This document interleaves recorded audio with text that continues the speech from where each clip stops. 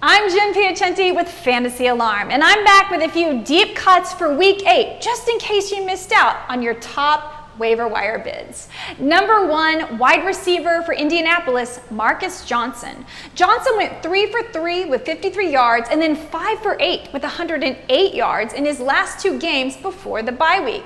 T.Y. Hilton and Zach Pascal have more snaps and routes, but T.Y., well, he just isn't clicking this year. And Johnson looks to be moving up the depth chart pretty quickly and bringing some life to the passing game, which has suffered from the losses of both Michael Pittman and Paris Campbell.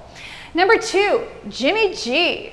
Is there a better matchup than the Seattle Seahawks? Okay, maybe Dallas, but Seattle has given up the second most points to opposing quarterbacks and the most points to opposing wide receivers so far this season. So it's a great week to stream Jimmy Garoppolo, who's usually only good for 1 or 2 big fantasy games per season. And by the way, if you missed out on my top waiver wire target for this week, Brandon Ayuk, check out if Kendrick Bourne is still available.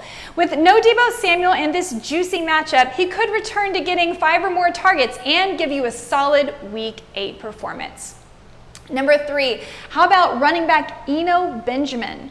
Kenyon Drake is out, and the next man up is Chase Edmonds, but it's pretty likely the Chase Edmonds train has already left the station. So why not take a stab at Eno Benjamin? Benjamin should be used as a change of pace back, and he's a very good receiver. He's worthy of a stash, even if it's just because he's the next man up in a winning Arizona offense. And finally, take one more consideration for Scotty Miller.